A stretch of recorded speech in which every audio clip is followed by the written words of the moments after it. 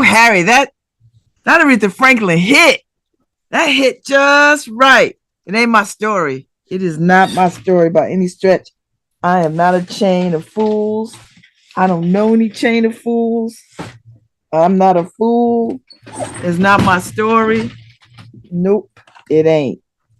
However, Aretha could sing a daggone song, baby. I feel everything in that joker. So anyway, thanks for playing it. Thanks for playing it, Harry.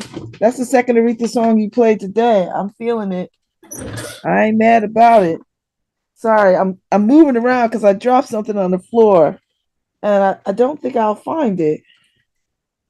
I don't think I will find it. You know when things fall to the floor and it like blends in really well? Yeah, it's that moment. It's that kind of moment. It's that kind of moment. So it's that kind of moment. What do I want to get into? Let me see. I'm over at the New Haven site. I see DJ stuff up. That was a great conversation with Kevin Ewing. Thanks, Kevin Ewing. International Festival of Arts and Ideas for coming on and talking about the festival. Some cool stuff going on. So I'm gonna try to make as much of it as I can. Although I am in pre-law class. I got so much work to do. I got work to do. I got work, baby. I got a job, baby. So I got a lot to do. But that's all right. Because there's so many good things that I feel excited about. There's a piece on the New Haven Independent on Avelo. They fly to Guatemala. So they're taking people back to Guatemala. I don't know why they want to be in that slave catching business. I just, is it really about the money, or are they just trying to be on Donald Trump's good side? I'm just trying to understand the thinking. I know what the thinking is. You know, I can't pretend I don't know what habeas corpus is, because it's one of the tenets of democracy that we say we want. I don't know how people could be so cavalier with their freedom. It just freaks me out. Just freaks me all the way out. How people are so cavalier with their, you know, with their liberty. So the new Inner City is out. The newest one is coming out sooner, shortly. And let me also take a few minutes to talk about my friend Jim Rawlings, who passed away over the weekend. I got the news yesterday.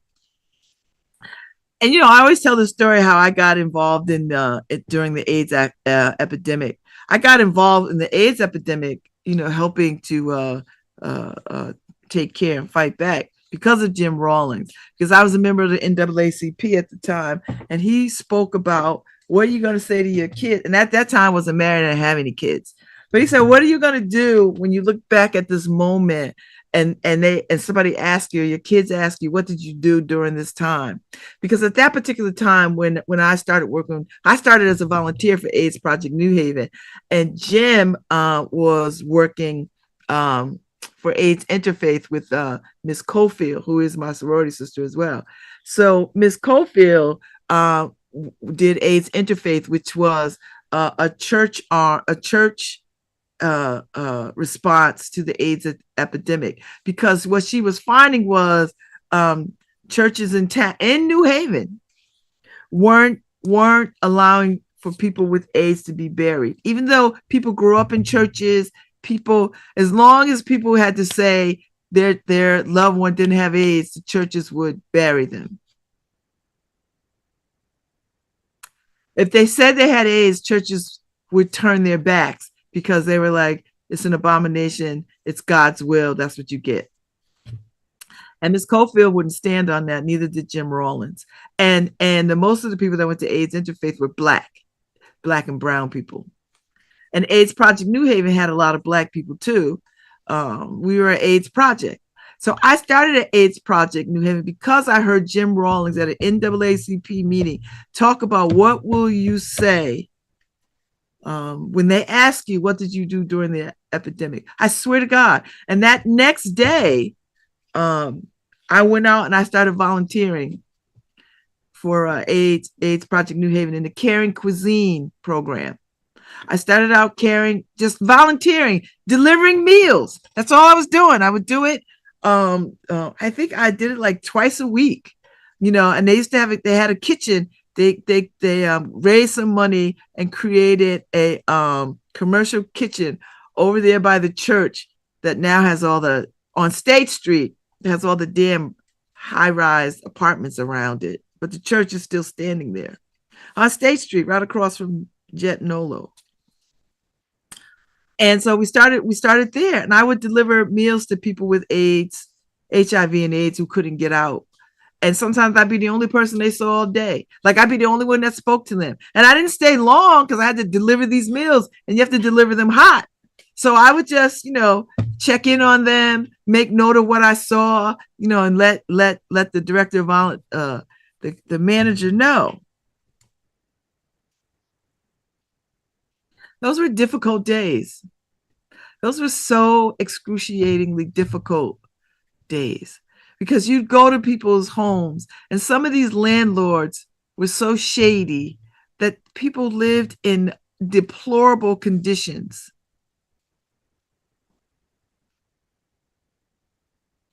And these people were so alone.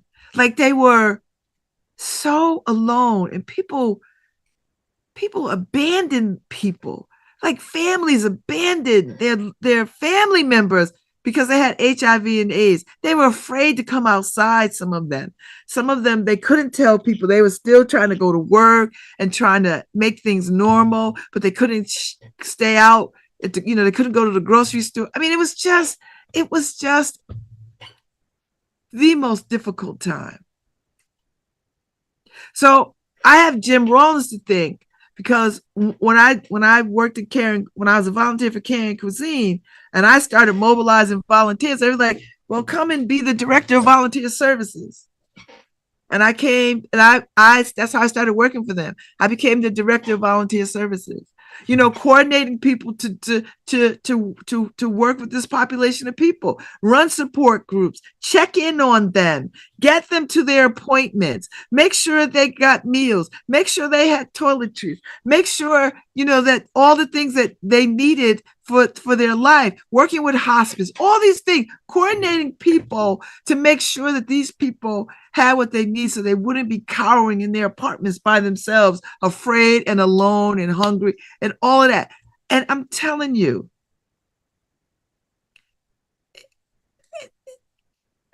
it really centered me in community work in a way that nothing else has.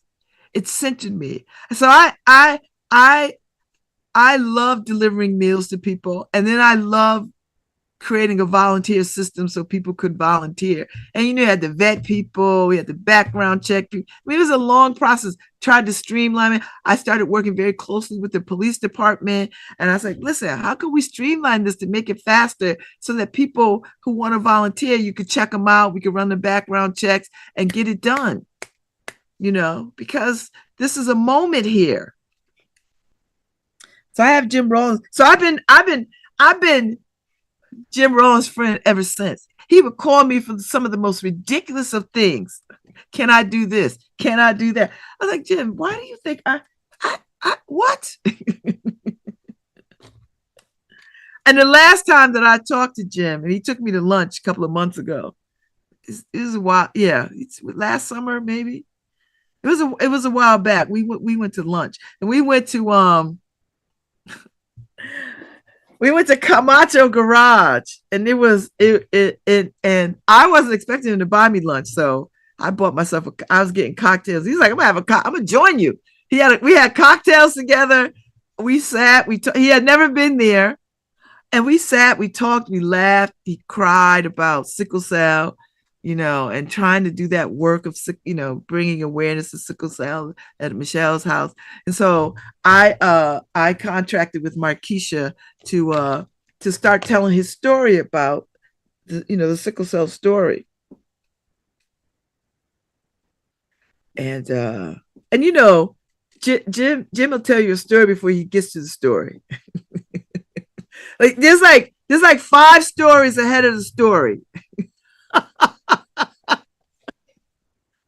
You know what I mean? Like there's like 5 stories ahead of the story that he's actually going to tell you. But you got to get through all these other stories. And they're all woven and interconnected in some kind of crazy way. But he was a lovely man. He cared deeply about stuff, And it was a pleasure to work with him on NAACP.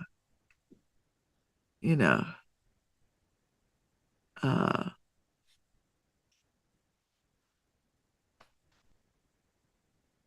it was a pleasure to work with him on the NAACP stuff too. With his cowboy boots and cowboy hat. He's a lovely man. We had long talks about white people and how he grew up and pharmacy and training Black pharmacy students and we just had long conversations about there's no such thing as a brief short conversation with Jim Rawlings. Swear to God. And I'm sure right now he is in somebody's office in heaven having a conversation about whatever. I know it as I know my name. Harry, are we good? Okay. Anyway. So Jim has gone home to the ancestors. And I'm sure there'll be all kinds of memorials and tributes. He was an indigenous man. So there'll be all sort of those kinds of tributes.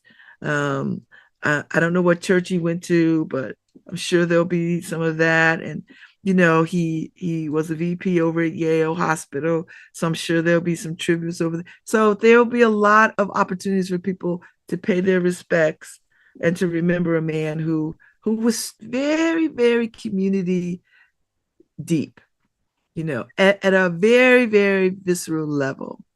Do you know what I mean? Like he had great love. And I'm telling you, he really was the catalyst for me to sort of be front line about community work. And I will never, ever forget that. And I will tell the story of how I heard him speak. And that, I don't know, something in me just came alive. And I just thought, I've got to go do my part. I've got to do my part. So I went to AIDS Project because they had a meal delivery program because I was a trained chef and I thought my skill set would be better served because I could pitch in if they needed it because I know my way around a commercial kitchen.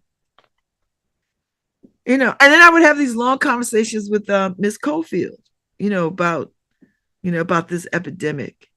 And we'd have long conversations. And she just could not believe that churches would turn their back on her. And Miss Cofield was a slip of a woman. A little pint-sized woman. That's one thing if I come into the room because I'm big and I'm loud, all that. She's a slip of a woman. And she didn't talk loud or anything. And so we would have these conversations about all of that stuff. And she was so passionate about it. And Jim shared that. They both had the same passion for this work. And she thought it was unconscionable. She thought it was unconscionable that people were dying the way that they were dying and churches were turning their backs on people. I think that's probably why I don't like churches now. Except when I found my UCC church, that really turned me around. That got me back into believing that I could be in community with church folks and not like despise them. Listen, that's just what it is. That's what it is. Because all the other churches got on my nerves so bad, so. But that's just that's just how I felt in those moments because I just seen too many people get turned away, and so many churches and ministers like, I can't, I can't, I can't. They had AIDS. Could you say they had cancer? Seriously, swear to God. People were saying, what, can we say something else? No, not say AIDS. And everybody knew it was AIDS. Like everybody knew people died from AIDS in their families and their community. They knew it. And yet they wanted to play this sick, sick damn game of, well, let's not call it that. Let's say they had cancer. Let's say they had the flu. Let's say they had crazy. This is crazy talk.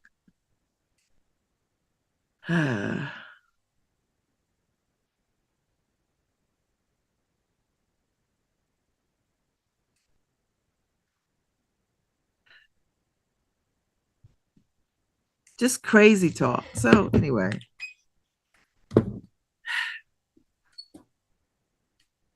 that's we lost a great one. So I suspect an obituary. And Paul Bass reminded us yesterday that Markeisha had wrote this story about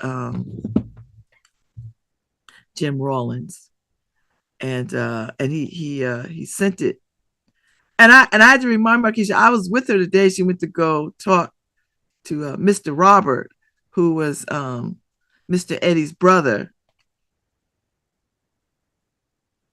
after Mr. Eddie had passed.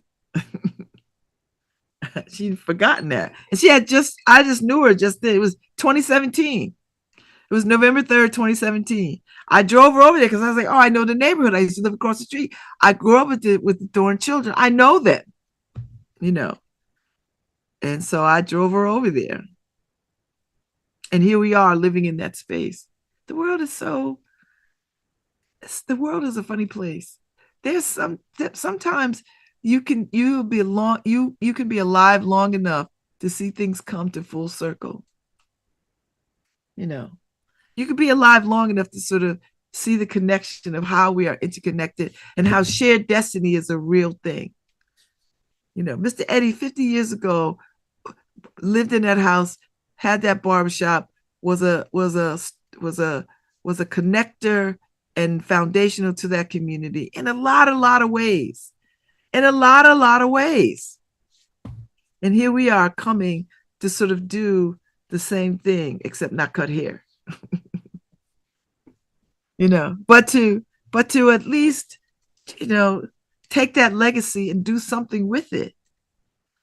To bring art and our culture to that neighborhood for them. And whoever else who decides to just visit the neighborhood. But really what we want to do is for that neighborhood, of that neighborhood, all that kind of stuff. We just want to do it. So Jim Rawlings is the connector in this whole conversation. And Jim Rawlings is a conversation. He's a conversation. I remember he took me over to Shelton Avenue to meet a scientist on something. And I must have been there all day. I swear to God. He was like, oh, no. Come meet me over there. 20 minutes, 30 minutes, little conversation. I was there all day. I was so fascinated. I was so fascinated. So fascinated. So fascinated. And we must have talked for hours and hours and hours and hours and hours. But that's how Jim was. If he was excited about something and he wanted you to know about it, you couldn't help but be excited too. It would be contagious. It would be contagious. So we lost a great one. We lost a really fine human being. So wherever you are, Jim Rawlings, whether you are with your ancestors or, I don't know, you are already missed. And I hope that we can give you the tribute that we want to give you, seriously, because you certainly deserve it. You certainly deserve it. Listen, we're all going to pass. Like, we're all going to make our way to the other side. I mean, that's just how it goes. We all gonna transition, and I'm doing my best not to leave with unfinished business, although you can't help that. It'll always be unfinished business. I'm trying to leave without unrealized dreams. I'm not trying to leave unrealized dreams on the table. I am literally trying to fulfill as many of my dreams. And honestly, I pretty much have. This new iteration is just new dreams. This new version of me in this moment, these are just new dreams. These are not long held dreams. These are new dreams. New dreams. So I was like, okay, new dreams. So, so I'm just putting it out there for folks, you know. And maybe the message of death is always, forever and always, always, always to remind us to live life, to live life. And I know people get very complacent. People get very routinely complacent. Oh, I don't want to do it. I want to go home. I want to sit on the couch. And I get it, because you've had a tough, long day and you just want to be in the solitude of your house. But I don't think that's what's happening with people. I don't think that's really what is happening with people. I think people are lonelier than they've ever been. And I see these studies after studies after study after study, and all this research about people go home and they sit and they sit and they sit alone in their house. And they crave interaction and community and conversation, And it's very difficult, because if you don't get out of the habit of that, it will kill you. So I think I jump for the brass ring so much is because I just have a real zest for being out in the world with all the comings and goings of other people. Now, don't get me wrong. I like to be charged like the next one. God knows, after I get out of this space and get in the next space, I'm going to need some downtime. And this is why Soul Stitch is going to be so important, because I can move a little bit of a slower pace. Even though I am the facilitator of this, the idea is not to build so much into it. That's not the goal at all. The goal is to ponder and to dream, and to think of yourself in another light. If you could make all things possible, and it's incredible that we can make space to dream about what could be possible when really we have no control over anything. So to take space to make things possible is a lot. So, I don't think that's true at all, Harry. I think Mark Zuckerberg is just a peddler of BS. I don't think it's going to make people more. I don't think it's going to cure loneliness at all. I think it's going to make people more isolated and more lonely, because they'll never go out of their houses. They'll just build a surreal AI existence with no human interaction. And that's not what we were meant for. We were meant to be in communion with one another. That's why I don't understand how people get that wrong. That's why I don't understand how people get all offended if people are different or whatever. I don't understand that, because for me, it's exciting to meet people who have a different thought. They have a different way. They think about things differently. I like it, but that's just me. I'm curious. That's my favorite word, curious. Curious. I live for the curiosity. Not for the macabre. I'm not here for the macabre. But I do like it. I am curious. So I say that to say that. I say that to say that. So anyway, I will be on the lookout for the obituary for my friend Jim Rawlins. Yeah, I will be on the lookout for that. That broke my heart a little bit. And not because he shouldn't die. That's not the point. Is that, you always think you have more time with people. You always think you'll get back round to them, And he was burning my phone up about the sickle cell piece that I had tasked Markeisha with uh, writing. So yeah, that's a tough one. That is a very, very tough one. And uh, yeah, so mm, yeah,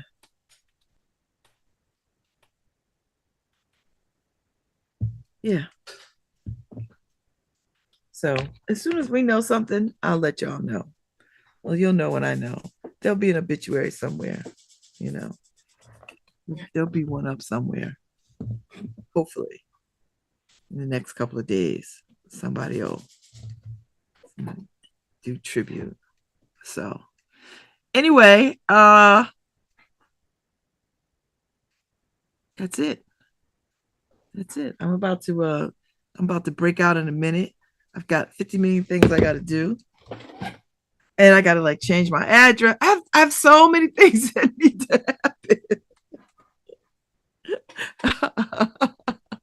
So many things. So I have to get on that. So I'm about to do that. And I'm about to do that and then maybe get something to eat. I probably should eat something. Oh no, I'm having lunch with someone. So I'll have something to eat. I'm having lunch with somebody at noon. It's a meeting. It's a work meeting. And I think this meeting is very important to me.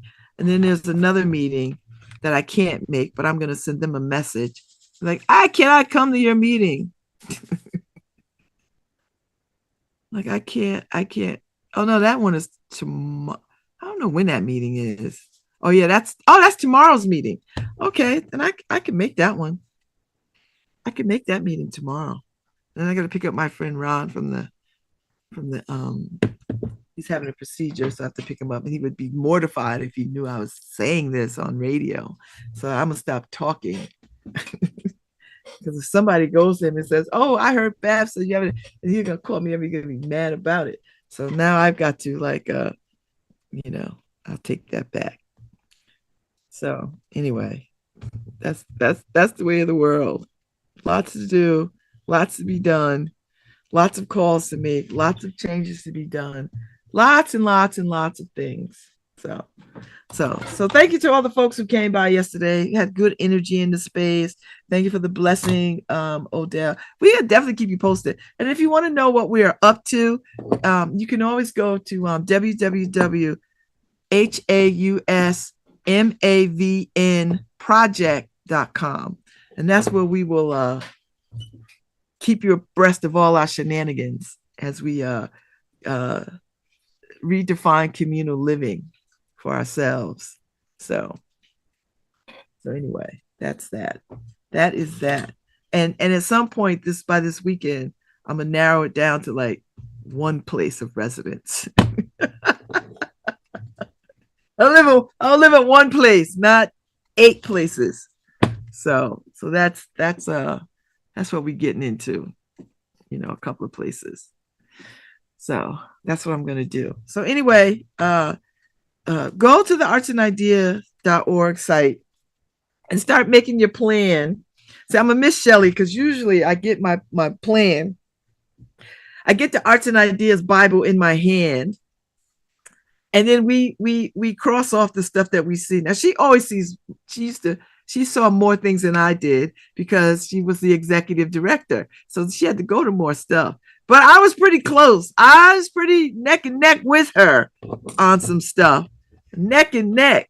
So I'm like, okay, girl, what you see? Sometimes I see her at stuff. Sometimes I wouldn't see her at stuff. Sometimes I made it to stuff. Sometimes she didn't make it to stuff. So yeah. So there's a couple of things that I'm really really interested in. I'm definitely interested in theater as a pushback tool, as a resistance tool. I'm interested in that. I don't think I'll be around for the Visionary Awards because that falls during Soul Stitch, so I will not be here.